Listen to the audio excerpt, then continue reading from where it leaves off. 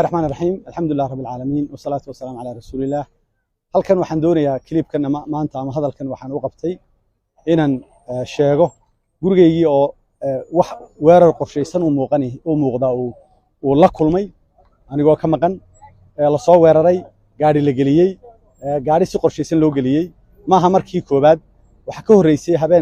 saddex habeen ka horeysay in gurigeyga dad la soo diray ay dab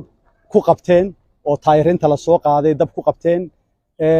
markay dabka ku qabteen iyo kan way xiriir bay leeyihiin kan waxa uu yimi sida imkeenamadu ii sheegeen sirdoonka yimi isla dhacdadiiba gaarigii lama qaban lama baadhin inamadii masaajidka joogay ee gaariga la jiiray baa qaar kood leeyihiin maxaa u sawirteen waxay muuqataa weerar qorsheysan oo ay dawladdu ku tala gashay oo ay doonayso inay ku cabsi geliso maaha labadaas oo kaliya waxa ka horeeyay oo ku saddexa in aniga iyo musharax madaxweynaha iyo musharax madax ku-xigeenka markii ay dhacayeen dhalinyarada mudaharaadka soo baxay inay sameeyeen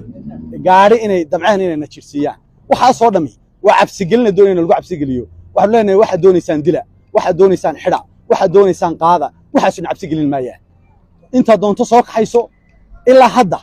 nimanka sheeganaya amni baanu ilaalinaynaa ee ku celcelinayay ee laha amnigaanu ilaalinaynaa amniga muwaadiniinta aanu ka mid ka nahay ee inta soo dhacday marba kamay jawaabin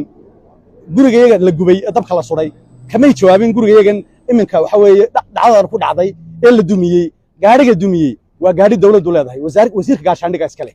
waxaana ku cadaynaysaa markuu gaariga galay haday shil tahay wuu joogi lahaa wuu cararay waa la qabtay intuu ku banjaray baa la qabtay waxa soo dhami waa dhacdooyin qorsheysan oo loogu tala galay in muwaadiniinta wadaniga mucaaradka lagu cabsi geliyo waxaan u sheegaynaa ergadii noo timi aanu hore ugu sheegnay nabadda aanu hore ugu sheegnay inaanu joojino mudaharaadkii inay dawladdu wado provocationkii inay cabsi gelin wado inay rabshad wado inay iyadu rabshadii doonayso oo u yeeranayso waxaan u sheegaynaa qolada ammaanka sheeganaysa ammaan baanu ilaalinaa ammaan ilaaliyaan ma jirto waxaad arkaysaa taliyaha booliska iyo wasiirka gaashaandhiga ku celcelinaya ammaan baanu ilaalinaynaa ammaanka waxaanu mas'uul ka nahay oo hogaaminaa inta badan mujtamaca reer Somaliland oo 70% ka badan ayaa labada xisbi mucaaradku hogaamiyaan ammaanka noocaasa ayaa dadka noocaas baa rasaas lagu riday ammaanka uu sheeganaya waanu ilaalinaynaa miyaanay muwaadiniintan mucaaradka mas'uul ahayn miyaanay kamid ahayn miyaanu ka mas'uul ahayn yaa uga mas'uul ah ammaankayga dib loo geystay ka mas'uul ah waar nagu cabsi gelimaysaan wax runta ayay tagi waxa doontaana sameeya gargadana waxaan u sheegaynaa dunida u sheegaynaa shacabka Soomaaliland u sheegaynaa inay wadaan provocation caasa cabsi gelin wadaan aga jugleen wadaan mana aqbali doono waanu ka jawaabi doonaa haday sii socoto waa maatinta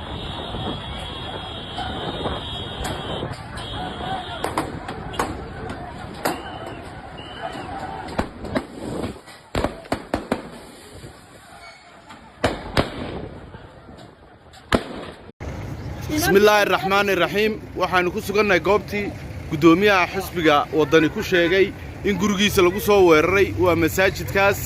aad arkaysaan waa gol janno halkanna waa wadadii waxa weeyaan xiraawr ka soo dhaadhacaysay halka dugsi masjid nuur ka soo dhaadhacaysay halkaana waa dugsiga Sky School oo caruurtu aroortii gasho goobtii gol janno hooyo haddaba hooyo sahra ayaa ka mid ahay dadkii goobjooga markii shil ku dhacay bal hooyo nooga waran anigoo ka warramaya dhacdada sida uu dhacday sahra xasan xaaji cigaal baa la yidhaa waxaana islaama shaqaalaha ka MCT-yada waxaan maraya anigu ilaahay watigiisa halkaa goobta uu shilku ka dhacan marayay gaarigu wadada masjid al-nuur buu ka soo dhaadhacay inaan caruur imtixaanaadka galaysa wadayo tuqaana ayaa gaariga ku soo baxay mid kalena barbarku kaga soo qabtay dhufashadu ka dhuftay ayuu inanku halkaa galay waxa la wuxuu ka lahaana may jirin ana waan ku soo alla wax ujeeda iyo wax falo jirayna may jirin ana ilaahay watigiisa halkaasan marayay goobtaan imika taaganay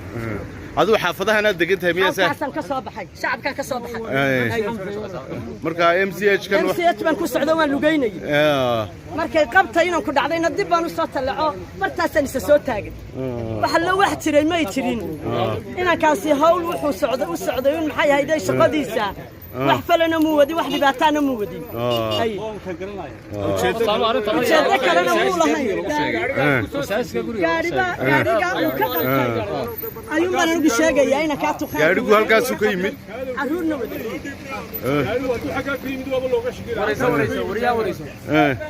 adigu waad joogtay markaa goobtanan maray halkaasuu ka yimid gaadhigu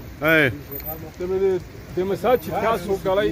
carruur yarar baa hor yaacday ka soo dhuftay gurigaa iyo masaajidkaa wax iskaga 15 haba yaraatee ma jiro markaa wakaa masaajidku waa masaajidka gurigiisuna waa kaa deyrkiisii yaa abwaan anigu albaabkaasaan deganahay